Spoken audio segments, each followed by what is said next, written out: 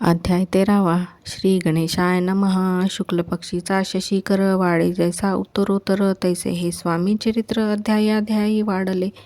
द्वादशाध्यायाचे अंती. श्रीपाद भट्ट बाळप्पा प्रति कपटयुक्तीने फसवू पाहती परी झाले व्यर्थची. खिन्न झाला चोडप्पा. म्हणे श्रींची पूर्ण कृपा मजहुनी तया बाळप्पा प्रिय असे झाला. वर्तले असे वर्तमान. बाळप्पा एकनिष्ठा धरून स्वामी सेवा रात्रंदिन अत्यानंदी करत असे. स्वयंपाकादिक करावयासी लज्जा वाटतसे त्यासी. तया ते एके समयासी काय बोलती समर्थ. निर्लज्जासी सानिध्य गुरु ऐसे जाणे निरंतरो. ऐसे बोलता सद्गुरु बाळप्पा मनी समजला. अनेक उपाय करून शुद्ध केले बाळप्पाचे मन. स्वामी विने दैवत अन्य नसीची थोर याजकी. सेवेकऱ्यान माझी वरिष्ठ सुंदराबाई होती तेथ. तेने सेवेकऱ्यास नित त्रास द्यावा व्यर्थची. नाना प्रकारे बोलून करी सर्वांचा अपमान. परी बाळप्पा परी पूर्ण विश्वास होता तियेचा. परी कोणे एके दिवशी मध्यरात्रीच्या समयासी लघुशंका लागता स्वामींसी बाळप्पा ते उठविले. श्रोते धरून या करी घेऊनी गेले बाहेरी. पाहुण्या ऐशा परी बाई अंतरी कोपली. म्हणे याने येऊनी स्वामी केले आपणा आधीन. माझे केले श्रेष्ठपण अपमान झाला. तैपासूनी बाळप्पासी त्रास देती अहर्निशी. गाराने सांगता समर्थांसी बाई ते शब्द ताडिती. अक्कलकोटी श्री समर्थ प्रथमता ज्याच्या घरी येत तो चोडप्पा विख्यात स्वामी भक्त झाला. एक तपपर्यंत स्वामी सेवा तो करीत. तयासी द्रवशा बहुत असे सांप्रत लागली. दिवाळीचा सण येत राजमंदिरा माझी समर्थ. राहिले असता आनंदात वर्तमान वर्तले. कोण्या भक्ती समर्थांसी अर्पिले होते चंद्रहारासी. सणानिमित्त त्या दिवशी अंगावरी घालावा. राणीची या मनात विचार येतात त्वरित. सुंदराबाईसी बोलत चंद्रहार द्यावा की. सुंदराबाई बोलली तो आहे चोडप्पा जवळी. ऐसे एकता त्या काळी जमादार पाठविला. गंगूलाल जमादार चोडप्पा जवळी ये सत्वर. म्हणे द्यावाजी चंद्रहार राणी साहेब मागती. चोडप्पा बोले तयांसी हार नाही आम्हापासी. बाळप्पा ठेवितो तयासी तुम्ही मागून घ्यावा की. ऐसे एकूणी उत्तर गंगूलाल जमादार बाळप्पा जवळी येऊनी सत्वर हार मागू लागला.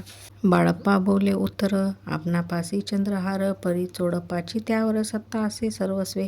ऐसे एकूणी बोलणे जमादार पुसे चोडप्पा काढे. जवाब दिदला चोडप्पाने बाळप्पा देती तरी घेईजे. ऐसे भाषण ऐकून जमादार परतून नृपमंदिरी येऊन वर्तमान सर्व सांगे. चोडप्पाची एकूण कृती राग आला राणीप्रती. सुंदराबाईने हे गोष्टी तयाविरुद्ध सांगितल्या. कारभार चोडप्पाचे करी जो होता आजवरी तो काढूनी तयासी दूरी करावे राणी म्हणत असे. पहिलेच होते बाईच्या मनी सहाय्य झाली आता राणी. सुंदराबाईचा गगनी हर्ष तेव्हा न समावे. चोडप्पाने आजवरी केली समर्थांची चाकरी. धनप्राप्ती तया भारी समर्थ कृपेने होत असे.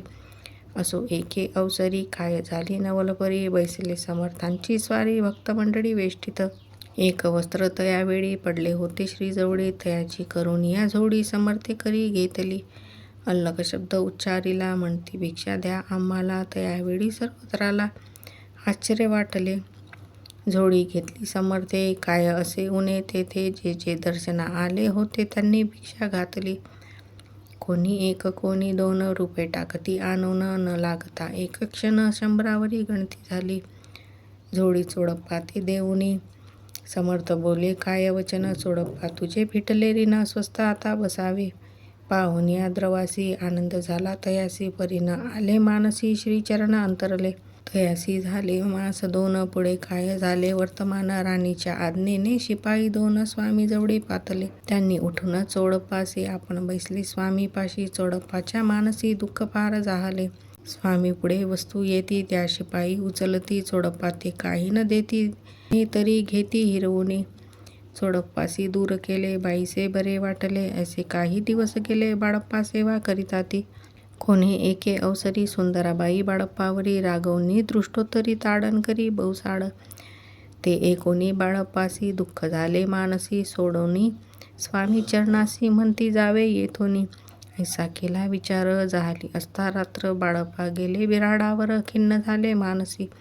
आज्ञा समर्थांसी घेऊनी म्हणती जावे येथोनी. याकरिते दुसरे दिनी समर्थाजवळी पातले. आपली आज्ञा द्यावयासी बाळप्पा येतो या समयासी अंतर्ज्ञानी समर्थांसी तत्काळ विदित जाहले. तेव्हा एक सेवेकऱ्यास बोलले, काय समर्थ बाळप्पा दर्शनास येत त्यासी आसन दाखवावे. बाळप्पा येतात त्या स्थानी आसन दाविले सेवेकऱ्यांनी. तेव्हा समजले निजमनी आज्ञा आपणा मिळेना. कोठे मांडावे आसन विचार पडला त्या लागून. तो त्याच रात्री स्वप्न बाळप्पाने देखिले. श्री मारुतीचे मंदिर स्वप्नी आले सुंदर. तेथे जाऊनी सत्वरा आसन त्यांनी मांडले. श्री स्वामी समर्थ या मंत्राचा जप करीत एक वेळ दर्शना येत हिशेब ठेवीत जपाचा. काढूनी दिले बाळप्पासी आनंद झाला बाईसी. गर्व भरे ती कोणासी मानी नाशी जाहली. सुंदराबाईसी करावे दूर समर्थांचा झाला विचार. त्याप्रमाणे चमत्कार करुनिया धाविती. जे कोणी दर्शना येत त्यासी बाई द्रव्य मागत धन्य धान्य साठवित. अशा प्रकारे करुणी बाईची कृत्ये दरबारी विदित केली थोर थोरी. बाईंनी राहावे दुरी श्रीचरणापासूनी.